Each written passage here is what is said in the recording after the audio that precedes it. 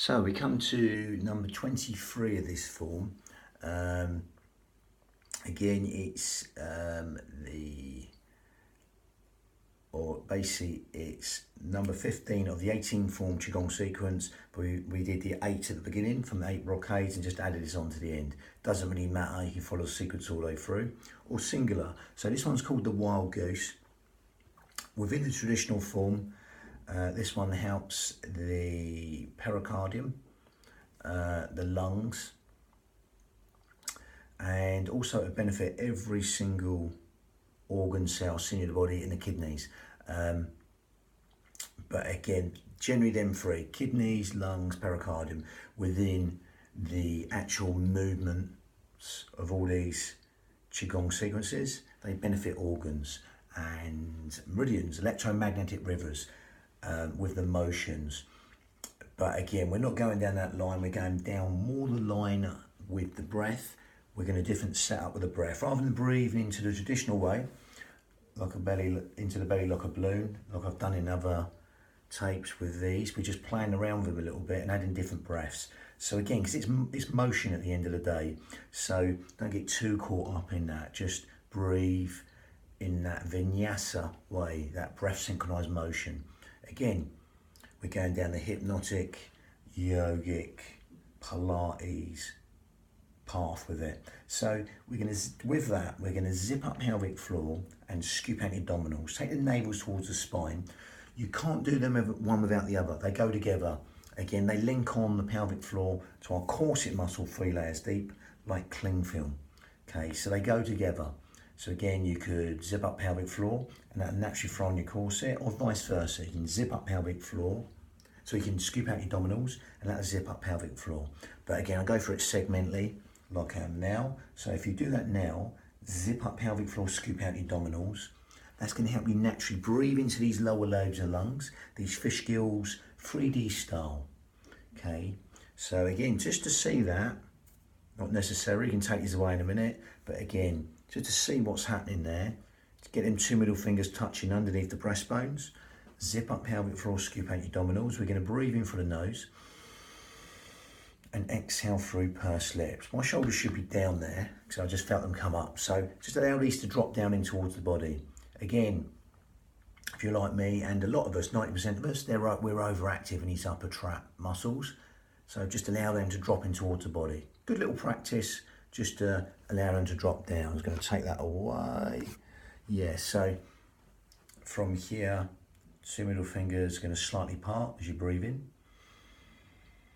and come back to touch each other. They're just sort of moving like seaweed on the bottom of the seabed to the sides and back. It might only be a micro movement, but you're adding width to the lungs. You're putting that breath naturally, you don't have to worry about that, up into these lower lobes of lungs. So that's going to help you use the pelvic floor and the corset muscle, the powerhouse, the girdle of strength, in the most efficient manner. Because you can zip up pelvic floor as you do that now, as you can feel, and scoop out your abdominals. It helps you breathe anywhere but the belly button, helps us use that transverse abdominis, the corset muscle, the powerhouse, the girdle of strength, in the most efficient manner, helping us breathe anywhere but the belly button. Lovely. Now again, we're going to not do it like the usual Pilates breath, breathing through the nose, exhaling through pursed lips.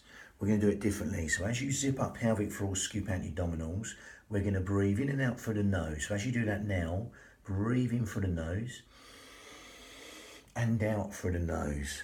As you zip up pelvic floor and scoop out your abdominals, also, you'll feel the length in the breath. It's a smaller filter through the nose rather than the mouth, and that helps us lengthen the breath even longer in a yogic manner. Okay, that's going to help us get into these postures even easier, and that's going to sort of act like the tool, the bridge between the mind and the body, the tool to get us even more relaxed into these postures. Okay, so again, you'll find as you do that now, you'll naturally find the out breath will fall longer than the in breath. So allow that to happen. So as you're zipping up pelvic floor and scooping out your abdominals, Allow that to happen. Okay, that out breath go longer than the in breath. Okay, the in breath's conscious thought, the out breath's subconscious thought. So allow that subconscious out breath to elongate. Even take your mind to it. Okay, even though it's naturally happening, we're going to breathe the breath in a way. So we're going to focus on the out breath and elongate it. Quadruple it, double it, triple it. Whatever you like the out breath, just make it longer than the in breath. Just so you're not forcing anything. Okay, everyone's count will be different. A bit like 7-11 breathing. It could be 5 and 10 or 5 and 9. It doesn't matter. Everyone's breath count will be different. Just make the out breath longer than the in breath. Okay, and that's going to help all the parasympathetic nervous system responses within the body. That will help them benefit or be benefited by elongating the out breath. That weaves the tapestry of relaxation in every single cell, sinew of the body as you zip up pelvic floor, scoop out your abdominals, and simply elongate the out breath for as long as you like. In and out through the nose, you're breathing in through the nose and elongating the out breath. Lovely. Now again, as you quadruple it, double it, triple it, the out breath, within your limits, without forcing anything, you can just stick with that as we calibrate that to a nice simple motion in a second, or you can take that on a little bit further and make that slightly more advanced yogic breath, ujjayi breath. So ujjayi breath, if you can't get this, don't worry, just carry on breathing like we are now. Otherwise, we're gonna just decrease the throat area. So what we're gonna do, we're gonna grip at the esophagus and make this sound.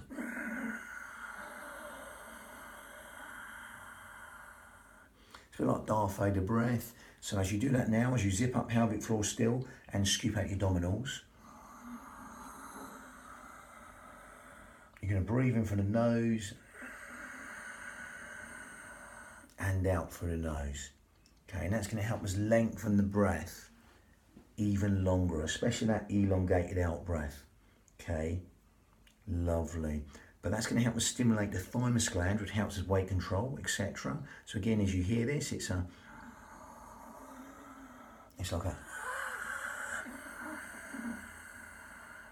like going with the mouth shut. Okay, if you can't get that, don't worry. Okay, just stick to the breathing. The fact that your breathing's good and elongating the out breath. You'll naturally find with the ujjayi breath, you're getting that, the victorious breath in Sanskrit.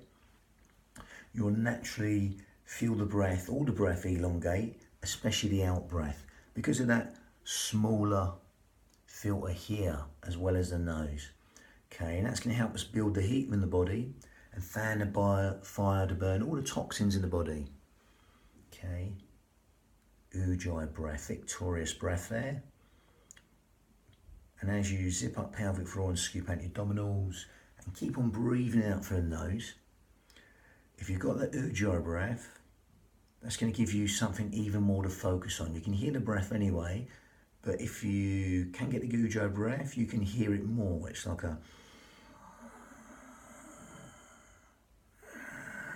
that gives the mind something to focus on, okay? It really helps us focus on that seashore breath, that gentle rise and the forward of the rib cage as you do this.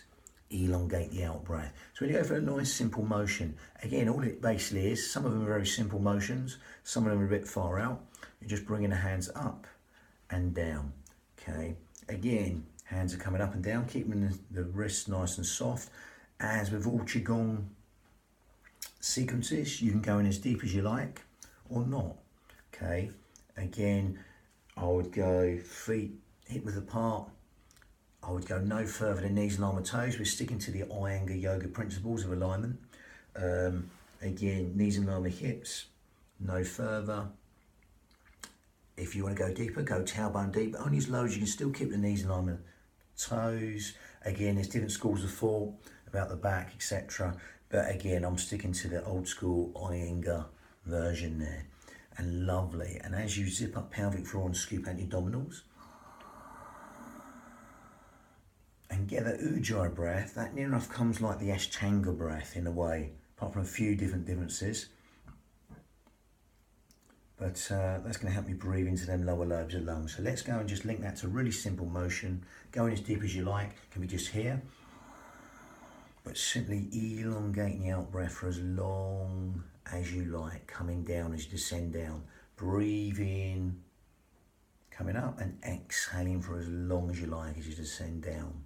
Okay, keeping the shoulders down. If we go back, I'll bring the legs in. So it's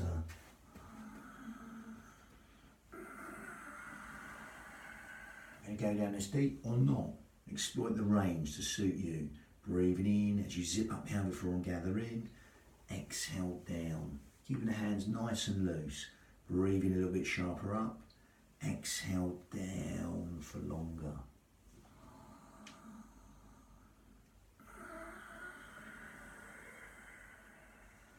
Pushing up for the heels. These are organic. Keep the tension out of shoulders. If you find they're coming up, just keep the hands a little bit lower than the shoulders. But again, that was the Wild Goose. You've got the spinning wheel next. Lovely. So that was number 15 and 18 form Qigong sequence.